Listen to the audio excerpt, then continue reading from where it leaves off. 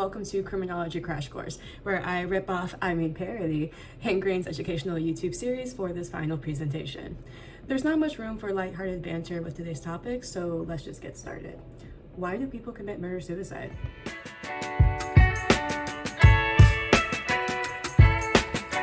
In my research outside of class, I noticed that a decent number of older persons were dying due to murder-suicide.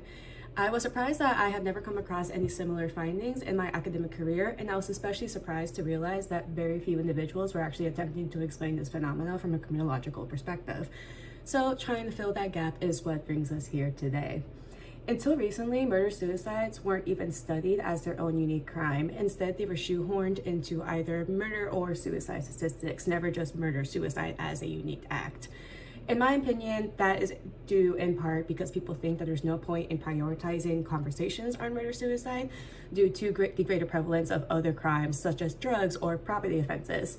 So by the time we get around to studying a murder-suicide, it's also assumed that it's too late, There's no offender to interview, punish, rehabilitate, or whatever it is the criminologist wants to do with them. Some researchers have undertaken the challenge of putting forward a murder-suicide framework by trying to determine the most prevalent predictive factors for offenders. As of right now, the most that people can agree on is that offenders tend to be male gun owners. That's about it. Murder-suicide offenders and their respective motives also fall into several typologies. But for the sake of today's discussion, I have divided them into two main camps: intimate offenders and rampage offenders. Intimate offenders tend to be smaller in scale and kill those closer to them, usually friends or family. Rampage offenders are not necessarily motivated by anger, as the word would imply, but they do target non-intimate others in a public setting, usually for some sort of public impact. Motives in each typology so far have been distilled from the offender's actual circumstances as opposed to attempting to determine how the offender perceived their circumstances. By focusing on actual circumstances more so than perceived circumstances, researchers are hindering their own progress by establishing a robust predictive framework. The offender is the epicenter of every murder-suicide, so their thoughts should be the most important factor in predicting incident onset. The heavy emphasis on offender perception is what leads us to conflict theory and labeling theory. Conflict theory is no stranger to suicide studies, with its inclusivity and lack of reliance on empiricism making it a suitable framework for murder-suicide studies. Conflict theory also helps conceptualize tensions experienced by many offenders and amplifies no predictive factors, as we'll get into momentarily. Likewise, the self-fulfilling prophecy component of labeling theory automatically centralizes perception as the focus of the theory. Conflict and labeling and murder-suicide are kind of like prosciutto and fig. It kind of sounds weird at first, but the contrast and the complement of each ingredient actually makes a great combination. Since both labeling and conflict theory each believe in cumulative factors, an offender's perception of their childhood would be a fitting place for us to start our discussion today. Both intimate and murder-suicide offenders are commonly associated with childhood adversity, yet some studies offer mixed results to the exact extent to which childhood adversity influences murder-suicide ideation. Not all murder-suicide offenders are motivated by childhood events, and murder-suicide is a relatively rare outcome compared to the number of people that experience a troubled childhood. A study of murder-suicides across age groups found that elder offenders are usually motivated by crises later in life, such as a terminal medical diagnosis as opposed to childhood events. Meanwhile, a study on rampage murder-suicide offenders found that age was not statistically significant for determining the likelihood of incident onset. So as we can see, there's some discrepancy in both typologies regarding the effect of childhood adversity later in life. The lack of longitudinal studies makes it difficult to pinpoint the exact degree to which childhood adversity affects potential offenders' likelihood of committing murder-suicide, but researchers can still use theory nonetheless to establish a theoretical foundation in order to better study this extent going forward. Conflict theory would seemingly support the assumption that childhood adversity increases the likelihood of engaging in extreme violence later in life. Think of it as people manifesting their frustrations against the ruling class.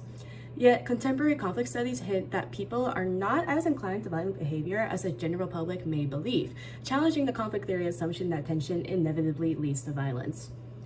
We can start to see why establishing a predictive framework for murder-suicide offenders is so complicated. Many offenders fit in categories that would be considered ruling class, namely white males, making it odd that they would commit violence against themselves.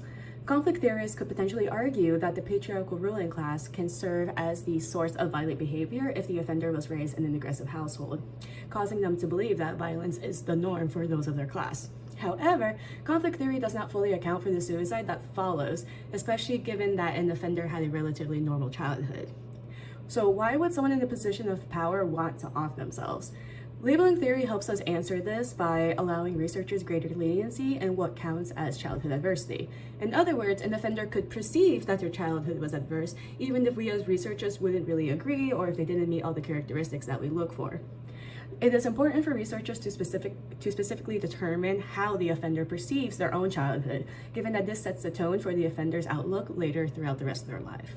Like perceptions of childhood adversity, murder-suicide researchers also look to see if an offender had any frustrations with oppressive systems. Frustration with oppression may seem more applicable to murder-suicide offenders, but many intimate offenders cite similar feelings as well. A recent study analyzing the onset of the COVID-19 pandemic as a predictive factor for murder-suicide emphasized the importance of cumulative factors, meaning that offenders usually experience various manifestations of adversity and oppression that amplify each other. Specifically, the COVID-19 pandemic saw an increase in gun sales, medical-related crises, and financial burdens, all of which likely to exacerbate feelings of frustration in individuals already vulnerable to systemic oppression. Studies of rampage murder-suicides found that most offenders felt oppressed in some manner, leading to feelings of helplessness requiring violent escape. This facet of murder-suicide speaks directly to conflict theory, particularly our main guy Marx, in exemplifying the assumed interdependent relationship between violence and oppression. Rampage murder-suicide offenders typically believe that they are fighting against their oppressors, hence why they tend to target large groups of non-intimate others for the sake of impact. Meanwhile, intimate murder-suicide offenders tend to believe they are helpless in their personal lives, hence why they kill their loved ones and themselves to avoid furthering their family's oppression, either with or without them. Accounting for perception of oppression from a conflict theory perspective helps research at best better predict locations vulnerable to rampage murder-suicide offenders. At worst, should it be too late to prevent the murder-suicide, researchers can at least better understand the offender's outlook and promote appropriate intervention and prevention practices going forward. Labeling theory also speaks to the cumulative effect of the adversity and oppression by highlighting how labels affect people differently depending on who they are. Labeling researchers use people's master status as a means of analyzing labels and how well they stick to individuals. Bridging labeling and conflict together, one's master status tends to align with the classes one is categorized in, such as white, upper class, males being the ruling majority classes in most cases. However, kind of like perceptions of childhood adversity, just because someone pertains to a master status of the ruling class does not mean they necessarily resonate with the supposed social authority that comes with that status. For example, workplace shooters tend to be white males with a decent economic standing, yet they often hold negative sentiments of isolation and socioeconomic frustration. This disconnect between an individual's actual privilege and the perceived oppression demonstrates that the importance of centering perception when analyzing murder-suicides, given that offenders' perception of oppression is the trigger for many instances. When coupled with other cumulative factors, it starts to become clear how perception plays a greater role than one's actual status when determining predictive measures for murder-suicide. Another inconsistency that prevents researchers from establishing a holistic murder-suicide framework is that some offenses are committed by women. Female offenders tend to engage in intimate murder-suicide as a means of revenge against their domestic partner. However, there has also been an increase in rampage murder-suicides committed by women. The critical feminist perspective of conflict theory would posit that women engaging in intimate murder-suicide is a result of frustrations from cumulative patriarchal oppression. But if murder-suicide is a manifestation of patriarchal violence and women are societally conditioned to be conflict avoidant, how does this make sense? To resolve this paradox of women offenders, researchers suggest that women commit filicide suicide with altruistic motivations, such as not wanting her children to suffer without her, should she be sick or terminal. Studies also show that women are more sensitive to informal labeling mechanisms like gossip, possibly explaining the act of suicide as a means of shame avoidance.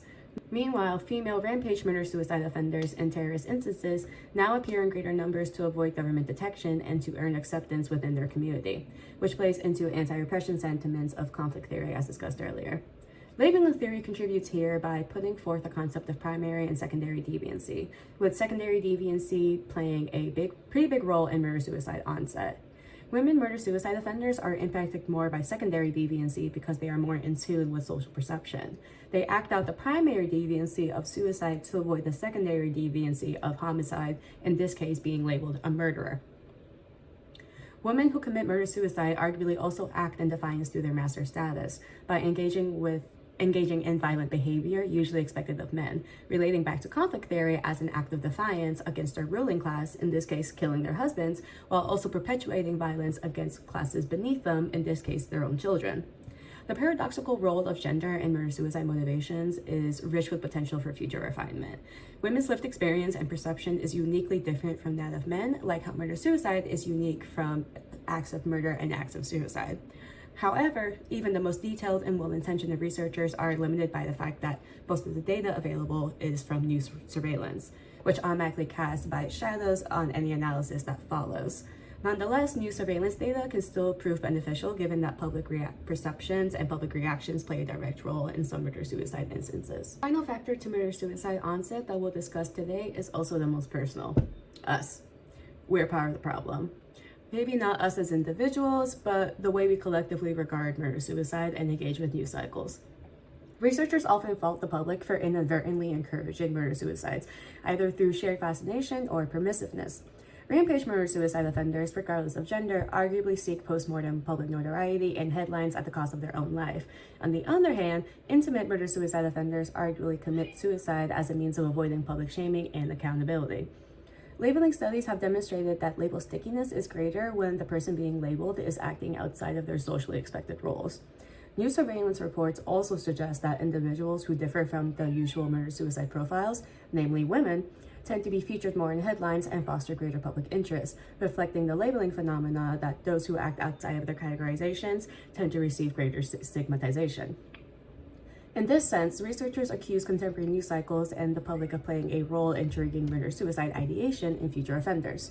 Yet researchers also accuse the public of permissiveness in rampage murder-suicides, and that even if they generate major headlines, we quickly move on to the next hot topic or make light of instances with colloquialism such as going postal.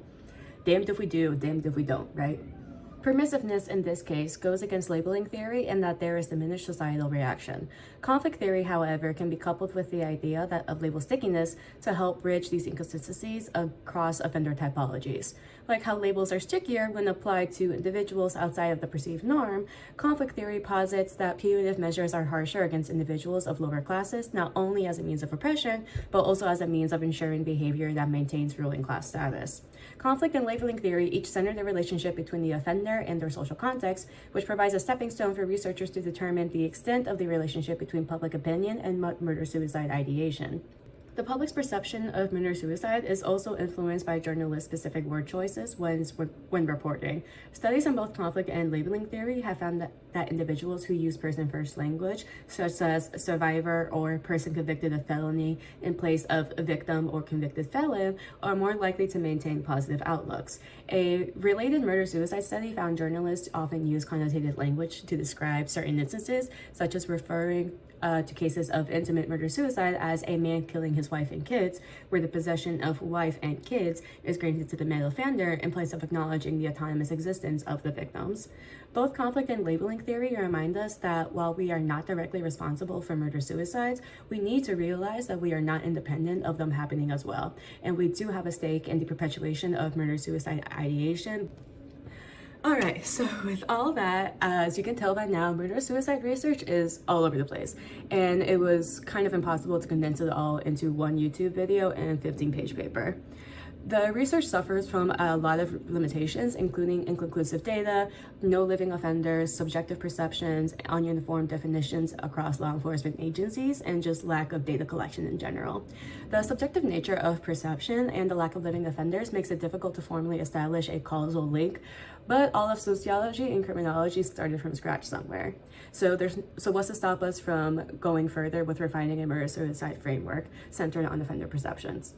The CDC recently released the National Violent Death Reporting System and the National Intimate Partner and Sexual Violence Survey, each of which use both qualitative and quantitative measures to capture murder-suicide data and is verified by government researchers as well. So researchers can now begin to establish a robust framework with measurements specifically catered for murder-suicide. I suggest that criminologists use these data sets to empirically support the theoretical assumptions we discussed today. I hope everything I brought to the table today can inspire someone more qualified than me to take on this daunting task, because any life is worth saving if we can.